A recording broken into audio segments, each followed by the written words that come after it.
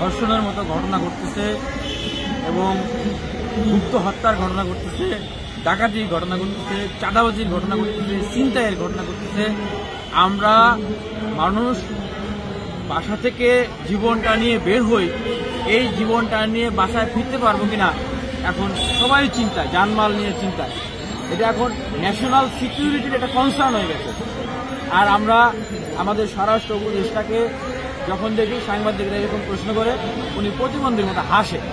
আপনাকে কি এখানে হাসানোর জন্য বসানো হয়েছে? হাসি তামাশার জন্য বসানো হয়েছে? ছাত্ররা বিশ্ববিদ্যালয়ে আপনার পদত্যাগের দাবি করতেছে, আর আপনি বসে বসে হাসেন। মধ্যরাতে আপনি সংবাদ সম্মেলন করেন, আপনি ঘুমান সংবাদ সম্মেলন। এই ধরনের স্বরাষ্ট্র উপদেষ্টা দিয়ে কি দেশ চলে? সমগ্র বাংলাদেশের মানুষ যেখানে চোখে আঙ্গুল দিয়ে দেখাই দিচ্ছে যে এই স্বরাষ্ট্র উপদেষ্টা ফিটনেসবিহীন, তাকে দিয়ে স্বরাষ্ট্র মিনিস্ট্রি চলবে না। ছাত্ররা আন্দোলন করতেছে, সেইখানে এই স্বরাষ্ট্র উপদেষ্টা বলতেছে যে আমি যদি কাজ করতে পারি তাহলে তো আর পদত্যাগের বিষয় থাকে না। হাসি আর এই কথা দেখেন, এত এত সংস্কারের কথা আপনারা বলতেছেন, এত এত রাষ্ট্রের গুণগত পরিবর্তনের কথা বলতেছেন, তাহলে নিজেদের সংস্কার কেন করেন না? উপদেষ্টাদের তো প্রথম আগে সংস্কার দরকার। আমরা দেখছি বরিস জনের মতো উনি লোক পদত্যাগ করেছে উনার বিষয়ে অভিযোগ আসার পরে, উনার ব্যর্থতা নিয়ে প্রশ্ন তোলার কারণে। অথচ আমাদের উপদেষ্টারা চেয়ার একবার পাইলে, মানে বাঙালির ক্যারেক্টার, চেয়ার একবার পাইলে আর পদত্যাগ করতে চায় না, যতক্ষণ না লাচ্ছায় তারা চেয়ার থেকে নামায়। ছাত্র জনতা আন্দোলন করলো, স্বরাষ্ট্র উপদেষ্টার পদত্যাগ চাই। পদত্যাগ করলেন কে? পদত্যাগ করলেন তথ্য উপদেষ্টা। ছাত্র জনতা কি তথ্য উপদেষ্টার পদত্যাগ এসে চায় নাই? তাহলে এইরকম কেন হচ্ছে? এই যে ঢাকা শহরের অলিতে গলিতে আওয়ামী লীগের যারা দুর্ধর্ষ ক্যাডার ছিল, গণহত্যার মাস্টার মাইন্ড, তাদের ব্যবসায়ী, আইনজীবী, শিক্ষক, রাজনৈতিক ক্যাডার, তাদের বাসাবাড়ি, অফিস আদালতে যে এখন বাতি জ্বলে রাতের বেলায়, খবর আছে আপনাদের কাছে? সেই বাতিতে কি করে জানেন? তারা এখন বসে বসে দেশকে অস্থিতিশীল করা, গুপ্ত হত্যার পরিকল্পনা করে। এই যে আমাকে গুপ্ত হত্যার পরিকল্পনা করতেছে, আমাকে কোথায় পাইলে মারবে সেই তথ্য আমার কাছে 2 দিন আগে এসছে, আমি পেয়েছি। আর আমাদের উপদেষ্টারা মানে প্রেস ব্রিফিং করে মানে এত বিশাল বিশাল বক্তব্য যায়, মানে তাদের শৌর্য বীর্যের বহিঃপ্রকাশ ঘটায়। এবার প্রেস ব্রিফিং দিয়ে দেশ চলে না, দেশ চালাইতে হয় দেশের প্রতি নিয়ন্ত্রণ নিয়ে। আমি তো আমার জীবনের নিরাপত্তা নিয়ে এখন শঙ্কিত। বাংলাদেশের এখন সাধারণ জনতা যারা আছে, ব্যবসা বাণিজ্য, চাকরি বাকরি করে খায়, বউ বাচ্চা নিয়ে থাকে, বাচ্চারা স্কুল কলেজে যায়, এখন ইজ্জত সম্মান নিয়ে, সম্ভ্রম নিয়ে তারা চিন্তিত। তাদের ধন সম্পদ, জানমালের নিরাপত্তা, ব্যবসা বাণিজ্যের নিরাপত্তা নিয়ে চিন্তিত। অস্ত্র হাতে, মুখে কালো কাপড় নিয়ে তারা বলতেছে যে এই বাজারে আমি চাঁদাবাজি করবো। রংপুরে দেখলাম যে বলতেছে একজন যে আমি নতুন দলের নেতা, দল চালাইতে আমার টাকা লাগে। দল চালাইতে বলে তার টাকা লাগে, তাকে টাকা দিতে লাগে। ঢাকা বিশ্ববিদ্যালয়ে নতুন ছাত্র সংগঠনের নেতা, তারা চাঁদা দেখতেছে যে চাঁদা দিতে হবে হলে ব্যবসা করতে হবে। আরে ভাই, এটা কি মগের মূল্য পাইছেন নাকি? আমরা রক্ত দিয়েছি, জেল কেটেছি, রিমান্ডে গিয়েছি কি আপনাদের এই চাঁদাবাজি করার সুযোগ দেওয়ার জন্য? রাষ্ট্র, প্রত্যেকটা দেশে গণ অভ্যুত্থানের পরে রাষ্ট্র পরিচালনা কিভাবে হয়? অভ্যুত্থানে অংশগ্রহণকারী প্রত্যেকটা শক্তি একসাথে হয়ে করে নিয়ে বিপ্লবী সরকার, জাতীয় সরকার হয়ে রাষ্ট্র পরিচালনা। বাংলাদেশের ক্ষেত্রে এটা কোটা হয় নাই, সুপরিকল্পিতভাবে এটাকে ধ্বংস করে দিয়েছে এই দিল্লির পলিসি। যেই পলিসিতে পা দিয়েছে আমাদের এই ইন্টারিম গভর্নমেন্টের অনেক উপদেষ্টারা, যে কারণে এত সংঘাত সহিংসতা। কেন আপনাদেরকে এখন সরকারের থেকে আপনারা এতদিন গান গাইছেন যে অরাজনৈতিক প্ল্যাটফর্ম করতে হবে বৈষম্য বিরোধী ছাত্র আন্দোলন, রাজনৈতিক দলের পদে যারা ছিল সবাইকে বের করে দিলেন। এই যে প্রতিনিধি, সংস্কার কমিশনের ছাত্র প্রতিনিধি, বিভিন্ন প্রতিনিধি অরাজনৈতিক হইতে হবে, কোন রাজনৈতিক দলের প্রতিনিধি রাখলেন না। উপদেষ্টা বানাইতে হবে অরাজনৈতিক লোক, কোন রাজনৈতিক দলের প্রতিনিধি আপনারা নিলেন না। কি করতে হবে? বিভিন্ন যে গুরুত্বপূর্ণ সচিব, দপ্তর, অধিদপ্তর, পরিদপ্তরের যে জায়গাগুলো পরিবর্তন করা হলো, নতুন করে নিয়োগ দেওয়া হলো, করে অরাজনৈতিক লোক দিতে হবে। আর এখন বলতেছেন কি যে আমরা রাজনৈতিক দল গঠন করবো, মানুষ চায় আমরা রাজনীতি করি। এই যে এতদিন সবাইকে রাষ্ট্র সংস্কার, রাষ্ট্র গঠন, রাষ্ট্র পরিচালনার গুরুত্বপূর্ণ জায়গা থেকে অভ্যুত্থানে অংশগ্রহণ করে অন্যান্য শক্তিকে আপনারা দূরে রাখলেন এই কথা বলে, এখন নিজেরা আবার রাজনীতি দল করছেন। এটাকে বলা হয় রাজনৈতিক কু।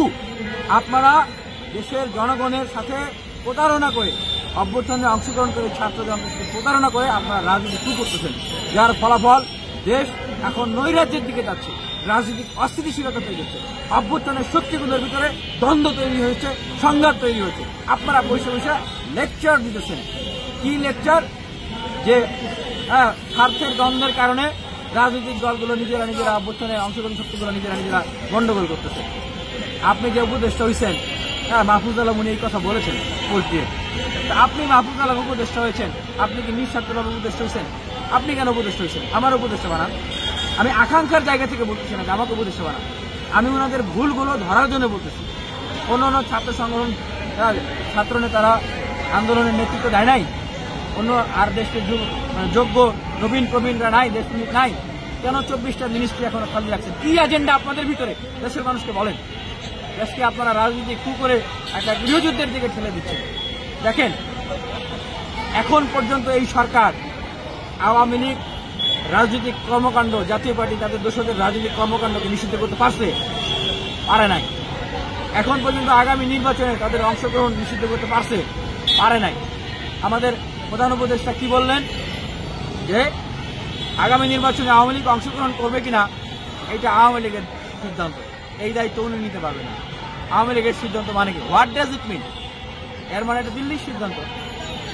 এখনো যদি বাংলাদেশে আওয়ামী লীগ নির্বাচনে অংশগ্রহণ করবে কি করবে না এই সিদ্ধান্ত দিল্লি দেয়, তাহলে আমরা এত মানুষ কেন জেল খাটলাম? কেন দিল্লি না ঢাকা স্লোগান দিয়ে আমরা বুক পেতে দিলাম? কেন এত শহীদ হলো? কেন এত জীবন দিল? উনি সংস্কার কমিশনের কথা বলেন যে নির্বাচন কমিশন, নির্বাচন সংস্কার কমিশন এগুলো দেখে। নির্বাচন সংস্কার কমিশন তো বলছে যে এই শর্ত পালনের ভিত্তিতে আওয়ামী লীগ নির্বাচনে অংশগ্রহণ করতে পারবে। যারা শহীদ হয়েছেন, জীবন দিয়েছেন, তারা কি আওয়ামী লীগ আবার নির্বাচনে আসবে? এই জন্য দিচ্ছে। এখনো শহীদদের পরিবারের যে হাহাকার, সেটাই এখনো থামে নাই। পুনর্বাসনে এখনো শহীদদের ক্ষতিপূরণও দিতে পারে নাই সরকার, তাদের পুনর্বাসনই করতে পারে নাই। আহতদের চিকিৎসাই এখনো হচ্ছে না। এখনো হাসপাতালে কয়েকদিন পর আমাদের ভাইরা তারা মৃত্যুর কোলে ঢলে পড়ছে, মৃত্যুর মিছিল বাড়ছে।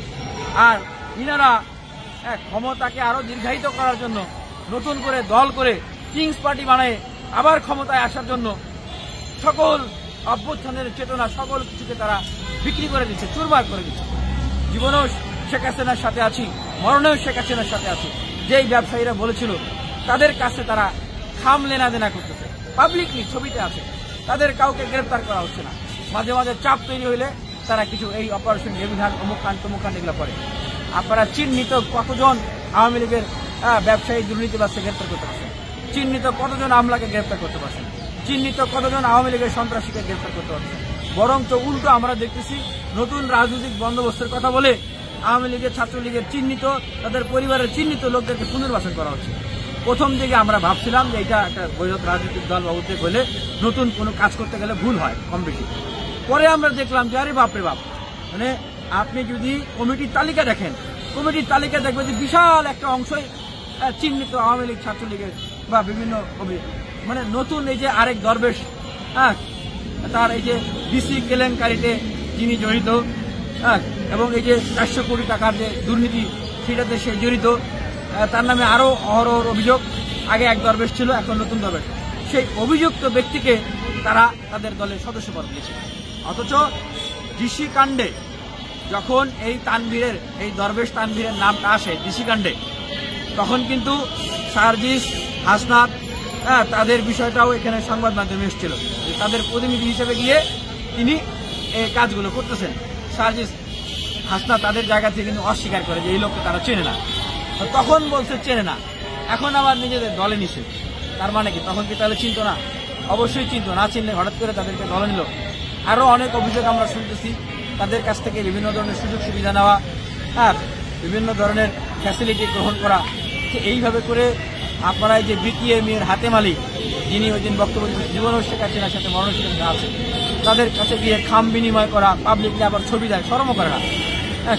এইভাবে করে গণ অভ্যুত্থানের চেতনা যদি আপনারা বিক্রি করে দেন, আর আপনাদেরকে যারা গাছে তুলে দিচ্ছে পাম দিয়ে, বোঝেন নাই কি বলতেছি, যারা আপনাদেরকে পাম দিয়ে গাছে তুলে দিচ্ছে, যারা আসলে এই অভ্যুত্থানের আন্দোলনে ছিলেন, নিজেদের রাজনৈতিক উচ্চাবিলাস ছিল, দল গঠন করা, ক্ষমতায় আসা অন্যায় না, সঠিকভাবে করলে অন্যায় না। কিন্তু এখন যেভাবে রাজনীতি কু করে করতেছেন সেই জন্য বলতেছি যে আপনাদেরকে যেই এজেন্টরা পাম্মাইরা বলছে যে আপনাদের অনেক জনপ্রিয়তা আছে, আপনারা অবিসংবাদিত নেতা, আপনারা বঙ্গবন্ধু জুনিয়র, আপনারা জিয়াউর রহমান জুনিয়র, নতুন সংবিধানে আপনারা জাতির পিতা হবেন, সেকেন্ড রিপাবলিকের আপনারা জাতির পিতা হবেন, এই ধরনের পাম দিয়া আপনাদেরকে যারা রাজনৈতিক দলের দিকে আগায় দিছে আর এই সমস্ত বক্তব্য আপনাদেরকে যারা শিখাইতেছে, ভালোভাবে চিন্তা করে দেখেন তারা কি আপনাদেরকে আসলে সঠিক পথে পরিচালনা করতেছে কিনা।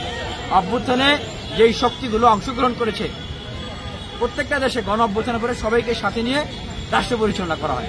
আমাদের দেশে সেটা করা হয় নাই, এই আপনাদের জন্য।